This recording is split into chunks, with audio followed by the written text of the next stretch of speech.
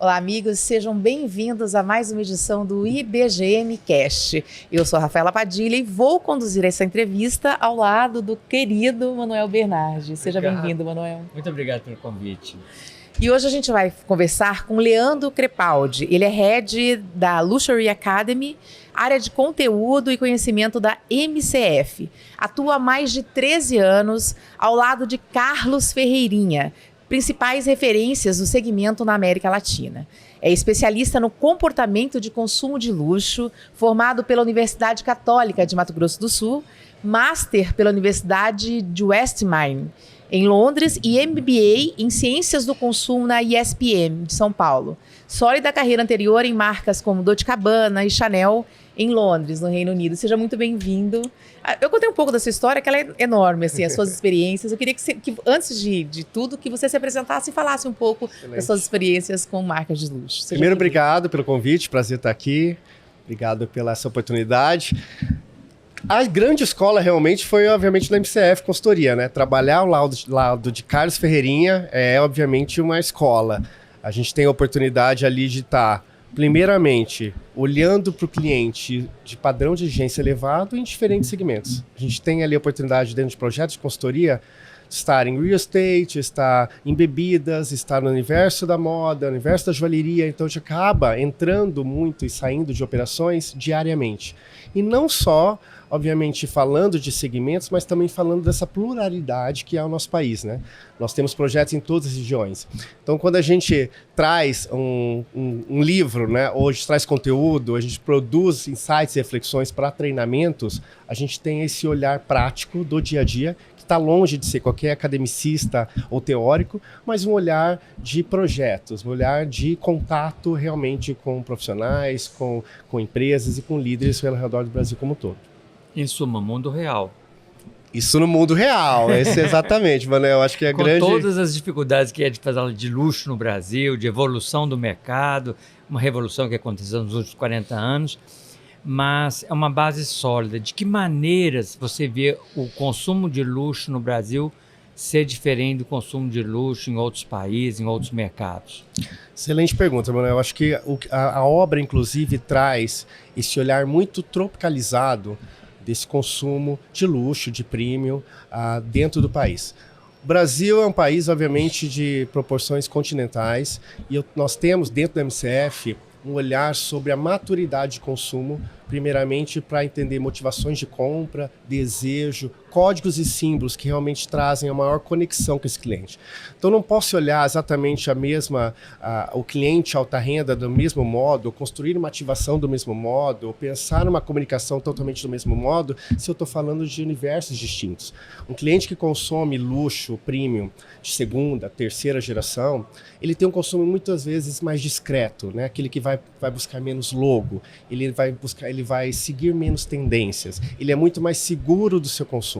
Mais ele é menos identitário, influenciado. portanto. Como? Mais identitário. Mais identitário, ele tem uma segurança muito maior. A gente brinca, faz sempre algumas relações, né? Não é aquele cliente que não vai viajar para Maldivas porque tá todo mundo viajando para Maldivas. Ele vai para Côte d'Azur, porque aquela, obviamente, estação ali de esqui, menos turística e, obviamente, que tem um apartamento de família, tem o seu grupo familiar ou dos mais próximos que viajam sempre para lá.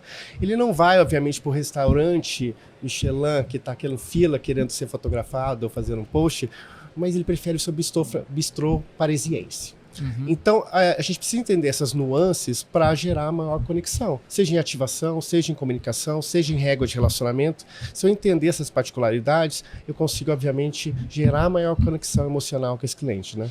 Acho que o grande desafio é a gente personalizar, entender essas nuances para trazer maior possibilidade de conexão com cada um deles, né? Eu assisti uma parte de um evento onde o Ferreirinha falava, e ele falava sobre... A gente vai falar sobre o livro, o seu livro fala sobre atendimento e relacionamento com os clientes de luxo. E neste evento específico ele falava sobre o olhar que as pessoas têm que ter de não ter preconceito com o cliente.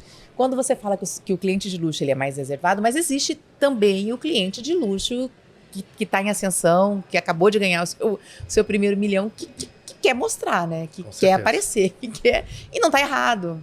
Claro. Né? Existem existem atendimento e para todo mundo, Sem gosto dúvida. para todo mundo. E a gente tem que estar preparado para isso, não é Sem isso? dúvida. Até complementando um pouco essa observação, é interessante que o dinheiro no Brasil muda de mão muito rapidamente. Exato. Não dá tempo de formar 2, 3 gerações de gente muito rica, porque essa geração que tem muito dinheiro hoje é uma geração muito recente, Muito recente. com outros hábitos, outras perspectivas. É claro que o mundo também globalizado traz influências externas muito rapidamente para o consumo no próprio país. E então, complementando a pergunta que ela fez, me diga uma coisa, como é que é lidar com essa rapidez de ascensão e descida social que acontece no Brasil? Sobre preconceito, respondendo a sua primeira pergunta, o que as marcas de luxo têm feito nos últimos anos, nas últimas décadas, para quebrar qualquer tipo de intimidação nas suas lojas, tem sido de uma forma brilhante. Há tempos que nós entendemos e monitoramos nessas marcas que estão no país, há feito um trabalho muito próximo para a gente quebrar qualquer tipo de preconceito. Obviamente, daquele cliente mais estereotipado, onde você tem ali, né, uma percepção de que poderia ser um cliente de alta renda ou não. As marcas de luxo têm feito isso. Ainda dentro do universo das marcas premium, há ainda um grande gap em relação a isso, é uma grande lacuna. A gente percebe, todos esses mapeamentos que nós fazemos, é que dentro do universo dessas marcas intermediárias, alguns colaboradores às vezes se sentem até maiores do que a própria marca. Sabe aquela sensação de que você tem ali de esse cliente talvez não é o cliente que deveria estar aqui na minha operação. Então, primeiro de tudo, há uma grande necessidade de mais treinamentos para quebrar qualquer tipo de julgamento. Isso está claro em qualquer segmento, quanto que esse dinheiro muda de bolsa, esse dinheiro não há esses códigos e símbolos.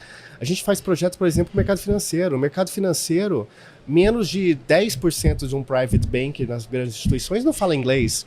Então ali há uma oportunidade, com esses ciclos que mudam o tempo todo, de uma educação de consumo, Manuel. O que nós mais falamos na geração de valor são 3 pilares que nós mencionamos até como grande possibilidade para esse preço começar a ser mais coadjuvante, né? Educação e acesso, você ajudar esse público a ter mais acesso e mais educação sobre aquele universo, do uso, do estilo, da marca, do produto. Porque muitas vezes o cliente de alta renda tem ali o poder financeiro, poder aquisitivo para adentrar aquele universo, mas ele ainda desconhece por completo. Como ele faz uma inserção mais soft nesse mundo, né? Exatamente, desconhece. Então, primeiro E você às vezes precisa tem um pouco de quebrar. receio também com relação a esse mundo, né? Receio, tem uma série de questões também que intimidam dos grandes centros. Eu até comentei que algumas marcas de luxo têm ido até o cliente alta renda em algumas regiões que é esse dinheiro mais jovem, digamos assim, para quebrar essa barreira de intimidação, né? Exemplifica pra gente, que eu acho que o exemplo é super bacana. Por exemplo, Tiffany, nós tivemos a oportunidade de acompanhar, ela tomou a decisão de levar para 30 clientes selecionados uma seleção de produtos ali da sua joalheria para um evento de imersão na marca ali em Sorriso, no Mato Grosso. Região ali, obviamente, do cinturão agrícola, 400 quilômetros de Cuiabá, que tem ali, obviamente, um poder aquisitivo bem elevado, mas que muitas vezes esse cliente ainda não tem educação de consumo, de entrar numa joalheria, consumir ou entender exatamente o portfólio completo da marca, numa flagship store, como acabou de ser inaugurado no Iguatemi, que é um palácio, né, que pode muitas vezes intimidar. Então, quando a marca vai até ele, trazendo de uma forma muito mais próxima os produtos, a storytelling, aprofunda, gera muito mais desejo e conexão. Você quebra aquela possível intimidação. Isso é feito em uma série de marcas, não é só joalheria. Moda tem feito muitos exercícios com Dolce & Gabbana, que tem feito pelo Brasil como um todo, levando essa possibilidade de trazer a marca para algumas regiões que, porventura, podem ter qualquer tipo de intimidação ou desconhecem. Mas ou não tem instrumentos, por exemplo. No Sorriso não tem um shopping, eu imagino, desculpe, desconhecer, que possa abrigar uma loja desse porte, com essa... Até porque elas têm uma série de códigos de possibilidade de estar num shopping, depende de outros que estão lá e tudo mais. Dúvida. Mas esse é um movimento muito interessante de levar o storytelling da marca, como você disse, uma imersão mais profunda, mais longe, para um público que tem poder aquisitivo, tem essa boa vontade e precisa se inserir melhor nesse contexto. Então, Eu- é extraordinário. Eu sou da região, eu sou de Cuiabá, né? E lá em Mato Grosso é o estado onde isso acontece. Lá não tem gerações de consumo, né? É uma geração que está nascendo, que são as pessoas do agro, que tem muito dinheiro, muita concentração. E a sensação que eu tinha, até que você me fala dessa imersão, era que as pessoas que tinham condições financeiras lá, elas pegavam seus jatos particulares e vinham a São Paulo fazer suas aquisições, né? Tem uma série de particularidades que a gente traz até quanto o cliente, como nós mapeamos sempre nesses resultados e as marcas, o cliente desse cinturão agrícola de norte do Mato Grosso, ele muitas vezes prefere pegar sim seu jato particular e comprar em São Paulo do que comprar em Cuiabá. Por mais que, obviamente, não tem toda essa gama de lojas. Mas, igual, o mesmo acontece, por exemplo, com o cliente de Goiânia e Brasília. Cidades muito próximas, que você precisa entender. Quando os executivos de marcas de luxo vêm para o Brasil, precisa entender toda essa teia, né, de particularidades, como no Brasil como um todo. Tão próximos e tão distantes, o jeito de Goiânia pensar. não compra em Brasília. Não? Não. E o Iguatemi de lá tem todas as marcas Tem. de São Paulo, Tanto que né? Flamboyant tem crescido, né? A gente faz muito trabalho para o Flamboyant também, tem crescido em números de uma forma muito significativa e tem talvez hoje um dos mix de lojas mais interessantes do país. O shopping O Flamboyant? shopping Flamboyant de Goiânia. Eu digo que o shopping Iguatemi de Brasília tem as grandes marcas que tem. Tem as grandes marcas, mas muitas vezes que acaba sendo uma oportunidade, né? As pessoas têm ainda, gostam de viajar para o São Paulo, para o Rio, para às uma vezes para fazer até experiência. para ir no cabeleireiro, né? Uma Tem uma experiência, né? Para ir no médico, no cabeleireiro e fazer compras é quase que um desdobramento. Mas essas marcas precisam, obviamente, trazer a possibilidade de se aproximar com esse cliente local também. E em Brasília, as marcas têm feito. Né? As marcas que estão em Brasília, muitas vezes elas são responsáveis por atender os locais ali, centro-norte, onde elas não estão presentes. Então fazem muito desses trunk shows, né? Você leva né, a possibilidade de levar a marca até o cliente. Tem muitas que fazem, por exemplo, dentro de empreendimentos imobiliários ou fazem dentro de multimarcas, fazem ali quase que um shopping shop no momento especial para o cliente. Legal. Leandro, você e o Ferreirinha escreveram um livro incrível, O Olhar para o Extraordinário. Eu queria que você começasse definindo o que se chama de extraordinário. Excelente. Primeiro que o olhar para o extraordinário, ele é só para fazer uma correlação com o Paladar no Retrocede, que é a primeira obra publicada em 2019. O Paladar no Retrocede, ele é um grande mantra para a MCF, né? A partir do momento que o cliente vai se vivenciando cada dia mais uma vivência ou se depara com um serviço mais elevado, um produto diferenciado, uma experiência disruptiva, ele, né, obviamente, muda seu paladar e sua percepção e passa a ser mais exigente. Então, acaba sendo um perfil. E o olhar, a gente trouxe mais um sentido, né? No caso, trazer ali a visão como uma oportunidade de você sair do ordinário, que o ordinário é esse tira-pedido, o ordinário é esse algo mais automático, mais corriqueiro, é o mais óbvio, para você trazer essa dosagem extra. Como eu alavanco, subo alguns degraus para sair, obviamente, desse patamar mais comum para um patamar especial, patamar de experiência. Então, o extraordinário são esses exercícios que podem ser feitos para que a gente possa alavancar a nossa comunicação, o nosso atendimento, a nossa experiência com o cliente, o nosso contato diário para surpreender e encantar. Então, exatamente essa dosagem ali tão necessária hoje para que a gente possa reforçar os nossos atributos de diferenciação com foco em atendimento e relacionamento. É uma obra que aprofunda, primeiro, a abordagem, a metodologia, digamos assim, que a MCF utiliza, que é a inteligência de gestão do luxo como excelência. A gente tem a oportunidade na MCF de trabalhar com uma série de marcas que não são do luxo ou que não são do premium, mas que entendem que possam se utilizar do luxo como inspiração para alavancar ali a percepção e o posicionamento de suas operações. Então, tem uma série de ferramentais também para a gente poder, como exercitar esse extra. Ele é um livro prático, igual você. Muito prático, exatamente. Eu acho que isso é legal, essa observação que você fez, quer dizer, significa que aqui tem uma metodologia que pode ser aplicado em qualquer empresa para melhorar a percepção da estratégia de marca daquela empresa. Exatamente. E eu acho que isso é muito importante para o setor joalheiro, que se coloca sempre no setor, na cabeça dos clientes, como um setor premium. Então, você me disse que você teve uma série de observações estratégicas, mas de caráter prático, Exato. que a pessoa possa implantar no dia a dia. porque, claro, as empresas muitas são pequenas, então elas precisam encontrar um roteiro, uma metodologia para colocar em prática toda essa dinâmica de melhoria dessa relação com o cliente e de criar essa visão de posicionamento melhor ainda. Para o setor joalheiro, qual é a grande sacada? O que é que você acha que poderia melhorar significativamente a percepção não apenas daquela joalheria individual, mas do setor como um todo? O livro ele traz, Manuel, uma série de reflexões sobre as mudanças no mercado e toda essa contemporaneidade que é necessária para que a gente mantenha as operações cada vez mais atraentes para um cliente que hoje bebe de muitas fontes, está conectado e está, obviamente, olhando. Primeiro de tudo, o que a gente traz como possibilidade de reflexão é esse olhar 360. Obviamente, algumas indústrias, alguns segmentos acabam bebendo e se alimentando muito das particularidades do seu segmento próprio, né? O que a gente traz aqui como observação é como que eu aprendo com outras operações e outros segmentos, às vezes, numa comunicação mais direcionada, ou às vezes numa régua de ativação que saia do óbvio, ou numa experiência em loja que realmente seja disruptiva. Muito se falou agora na NRF, a gente também tem essa imersão internacional de uma forma muito frequente, sobre a experiência se tornando também uma escassez. Como que eu posso trabalhar no segmento de joalheria uma escassez por experiência com edições limitadas, onde eu tenho começo, meio e fim, né? A gente precisa aumentar a possibilidade de um fluxo de um cliente maior ali dentro do PDV, né, do ponto de venda.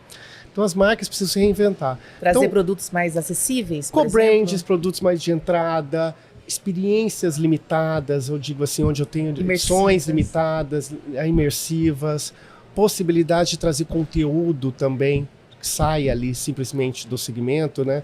O que as marcas têm feito de uma forma muito mais ampla é abraçar o cliente no seu estilo de vida. Então, além de comunicar produto e serviço, como que eu estou comunicando temas de lifestyle, de interesse desse cliente? Como que eu estou ajudando na educação do consumo? Se está claro hoje que esse cliente alta renda hoje, esse dinheiro mudou de bolsa, ele precisa às vezes de um acesso, de uma educação, de que forma que o setor também possa auxiliar para aumentar ali ocasiões de uso, para olhar esse lifestyle, né?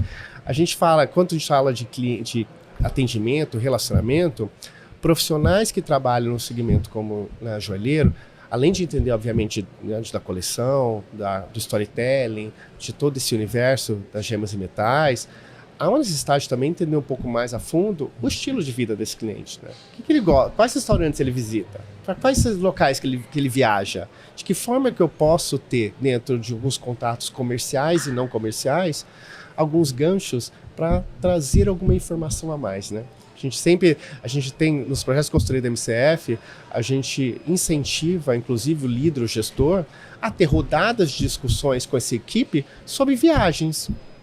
Porque eu preciso que a minha equipe tenha o mínimo de repertório para conversar com esse cliente sobre, às vezes, uma viagem que o cliente está trazendo que possa ter inspirado ali a aquisição de uma peça ou outra. Então, mais do que trabalharmos com a possibilidade de conhecimento apenas no segmento, olhar mais sobre estilo de vida e comportamento de consumo desse cliente para gerar maior conexão. A superficialidade é uma coisa horrível, né? Se você chega numa atendente, numa vendedora, ela só fala sobre o produto, ela é desinteressante. Você se desinteressa. Então, assim, você precisa abordar mais. Às vezes fala assim, eu quero comprar esse produto porque eu fui a tal lugar e eu fui a um estado, eu fui a São Paulo e estava super em moda. Ela falou, não, São Paulo começa a te envolver na situação ao ponto de te cativar, né? Para que você faça a aquisição daquela peça. Acho que esse é o grande desafio, não é, Leandro, de criar uma experiência mais 360 graus, porque os pontos de vendas de joalheria são normalmente muito clássicos, muito conservadores mesmo.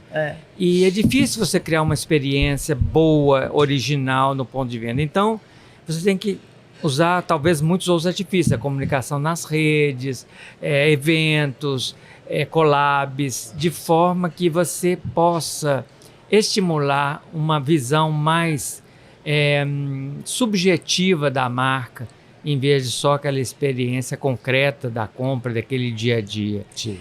E isso não é simples, porque as empresas estão gastando todos os seus esforços em apenas programar a venda, em termos de criação de imagem, marca, e dessa experiência mais ampla, é preciso que a gente tenha um tempo para falar sobre isso. E você tocou num ponto importante. Como que a empresa conhece a si mesma para poder oferecer uma experiência de valor que seja autêntica para ela, para os clientes dela? A gente fala muito da importância de você abrir os grandes livros da história de cada marca, resgatar seus pilares e comunicar de uma forma muito clara.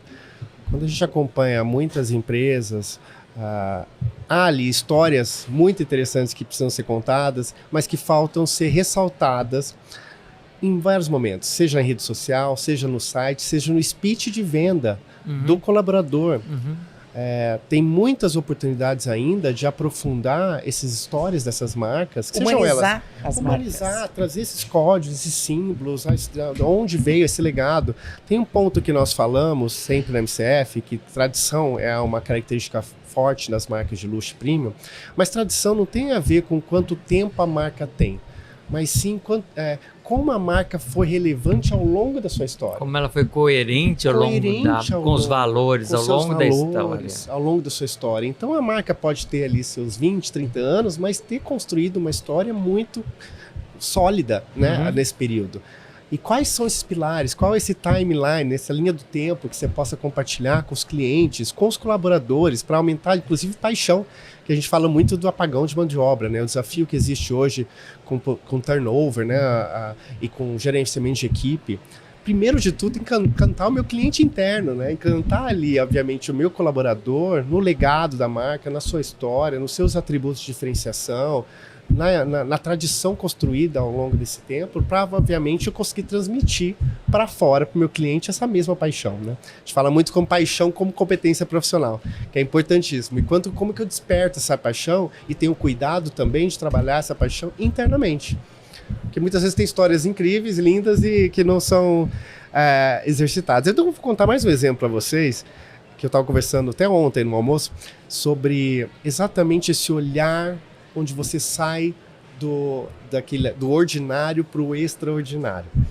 Tem uma consultora da Jimmy Choo, que ela era número 1 em vendas aqui, né, em São Paulo, e ela chegava a ter um cuidado no atendimento cliente, onde ela chegava, olhava ali o cliente, chegou um momento que ela compartilhava até, chegava o cliente, ela percebia, na próxima visita do cliente, ela falava assim, percebi que você estava com a unha um pouco enfraquecida, tem esse remédio que é excelente para fortalecer. A cliente não pediu, ela teve aquele cuidado de olhar o que mais ela pode valorizar, entregou aquilo. Quando o cliente sente serviço individualizado, esse olhar de você realmente dar atenção, de você sair da venda pela venda, você não é mais um ali, mas que realmente está preocupada com a satisfação completa de como que aquela cliente vai ter.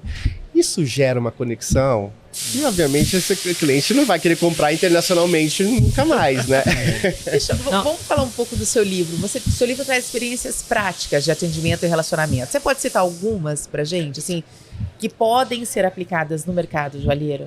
A gente tem, por exemplo, até alguns exemplos de algumas marcas de luxo. Burberry. Burberry tem um processo, e a gente comenta com profundidade no livro, que é chamado 222, que é um processo de pós-venda para você entender exatamente como que eu faço esse contato com o cliente após aquele momento da venda, mesclando comercial e não comercial.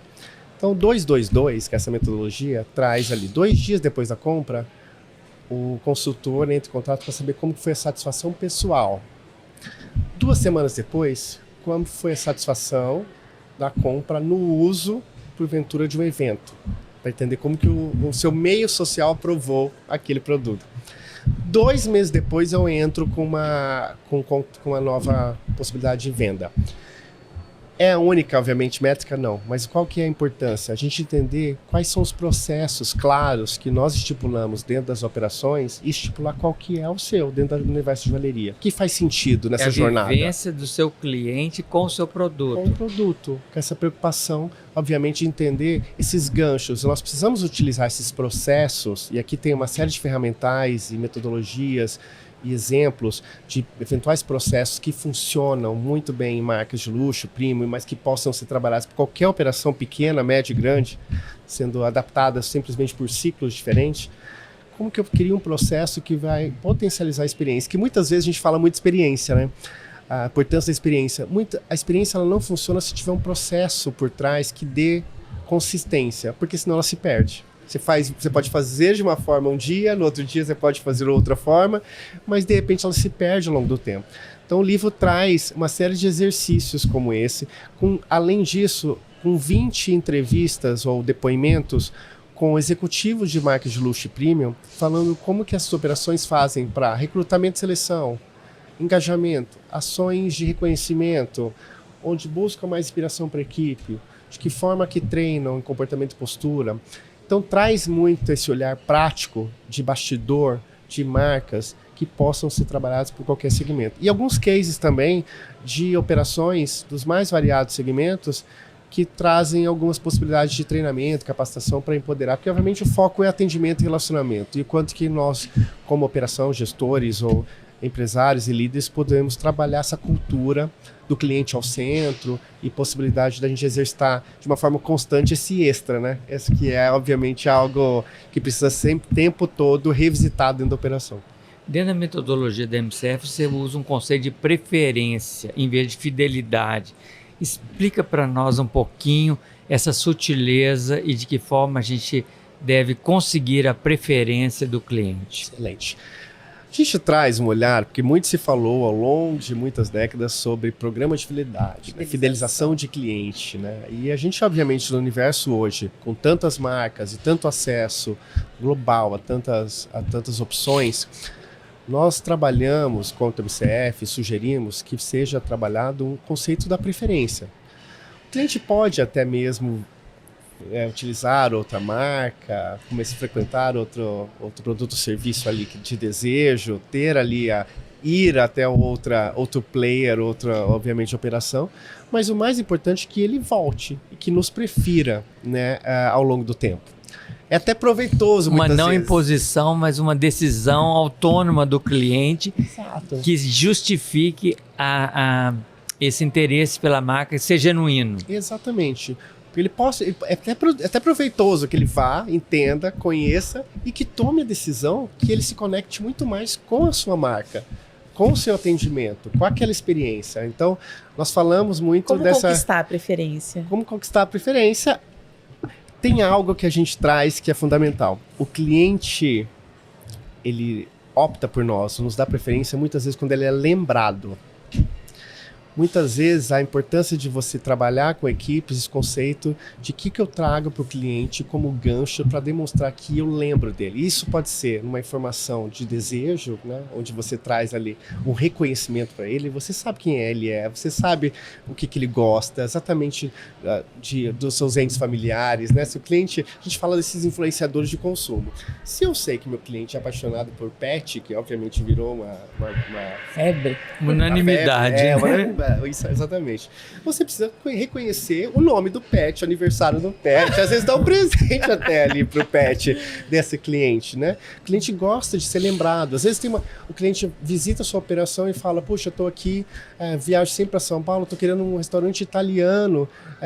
Se você pega o telefone, às vezes com um contato não comercial, e fala, você tá procurando um restaurante italiano? Acabaram de falar desse, eu lembrei de você na hora, eu tô te passando essa informação. O cliente se abre, fala assim, puxa, ela lembrou de mim, para me dar uma informação. Obviamente gera uma outra possibilidade de conexão. Então, entende. E para isso eu preciso coletar e registrar as informações, que eu não consigo, obviamente, depender da memória, né? Claro. Eu preciso ter esses dados qualitativos, sair dos dados cadastrais sobre comportamento para entender como que eu gero conexão com o cliente. Eu entrevistei há pouco uma pessoa que trabalha com bolsa de empregos e ela falou que uma das características do setor é é que ele não tem etarismo. Ele contrata pessoas mais velhas para trabalhar no atendimento e vendas, né? Excelente. Mas treinar essas pessoas que ao longo do tempo desenvolveram alguns vícios, né?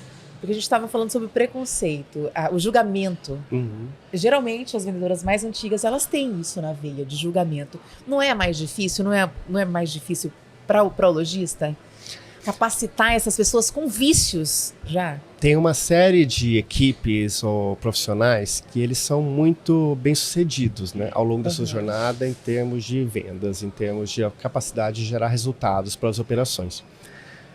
Mas no tempo de hoje, com essas tantas mudanças e ritmo acelerado, nada garante que isso vai, no futuro, continuar servindo ali como uma possibilidade de gerar riqueza, gerar resultados.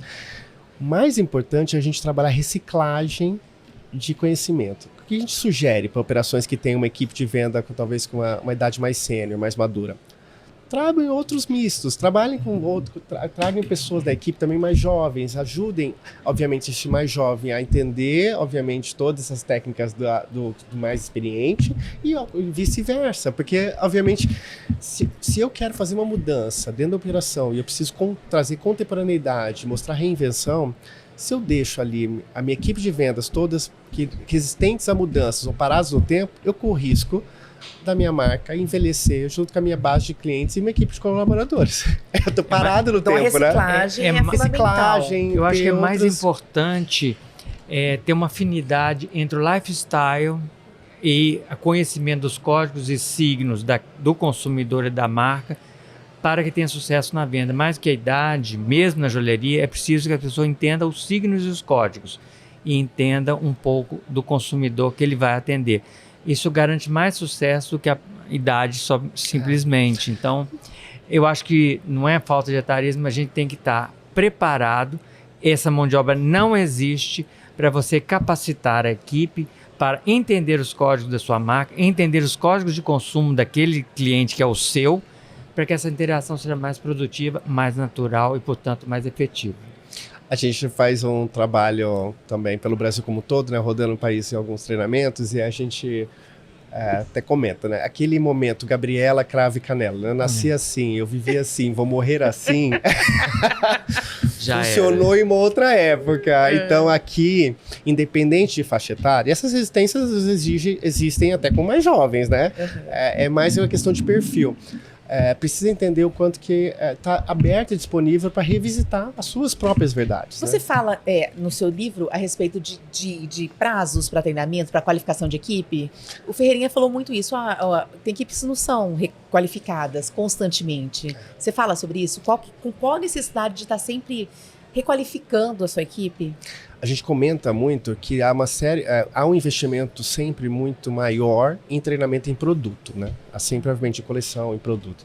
E pouco investimento ainda em comportamento e postura. Uma série de possibilidades, né, de receios, ou até a questão do turnover, a possibilidade de investir no profissional e, de repente, ele deixar a operação.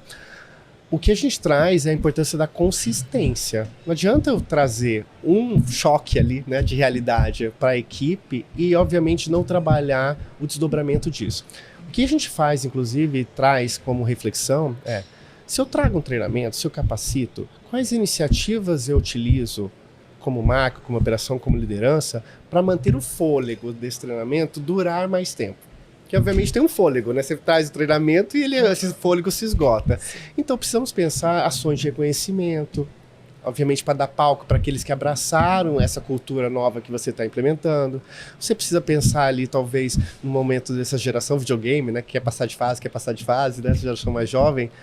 Um plano de cargos e carreiras na horizontal, que muitas vezes é o título, é muitas vezes ali o empoderamento do que, obviamente, até a faixa salarial. Então pensar compartilhamento de melhores práticas, melhores cases, processos de aprendizagem ativa, dar palco para essas pessoas que abraçam e que têm ali a oportunidade de compartilhar o seu aprendizado e o seu processo de aprimoramento com os demais.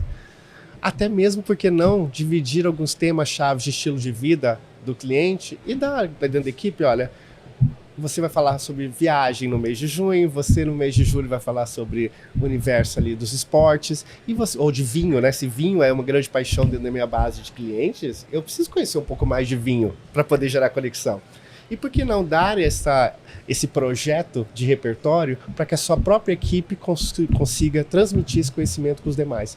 Então tem uma série de iniciativas que nós colocamos no livro que possam ser trabalhados dentro da operação para, além de pensar do treinamento a médio prazo, a também pensar alguns processos que possam ser implementados para garantir o maior fôlego. Leandro, muito obrigado por ter vindo aqui acompanhar. Eu recomendo a todos o Olhar Extraordinário. Acho que é um bom guia para a gente refletir e estabelecer metodologias e processos nas empresas para que a gente tenha mais sucesso. Agradecer a você imensamente, ao IBGM, o convite para nós estarmos aqui, e eu espero que esse encontro se dê muitas vezes ao longo aí da nossa jornada. Para mim foi um imenso prazer, obrigado pela oportunidade, e deixo também ali, obviamente, nossos canais para poder esclarecimento de dúvidas, né? MCF Consultoria, Leandro Crepaldi, @Leandro Crepaldi, qualquer dúvida sobre o livro, sobre o mercado, estou disponível para a gente poder aprofundar a conversa. Leandro, você é um poço de conhecimento, né? Assim, você fala de tudo de uma forma muito simples, muito acessível, né? E incentiva as pessoas a se mexerem, a se moverem, porque eu acho que o mercado está em movimento, você precisa fazer isso também com a sua equipe.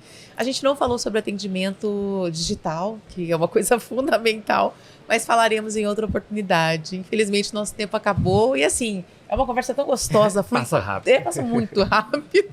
Muito obrigada pela sua participação. Obrigado, um prazer é meu. Antes de encerrar, eu quero te entregar um presente do IBGM Cast, uma caneca, para que você não se esqueça da sua participação e para que volte outras vezes. Vai ser um prazer. Encerramos aqui o nosso IBGM Cast, essa conversa maravilhosa com o Leandro Crepaldi, que falou um pouco do seu livro, Olhar para o Extraordinário, e que voltará outras vezes para a gente abordar outros assuntos, porque ele é muito interessante, é um poço de conhecimento e tem o compromisso, o desafio de trazer o Carlos Ferreirinha para cá, para o IBGM Cast. Será um prazer. Ferreirinha vem comigo no próximo. É isso aí. O nosso IBGM Cast fica por aqui. Te aguardo no próximo episódio. Até lá.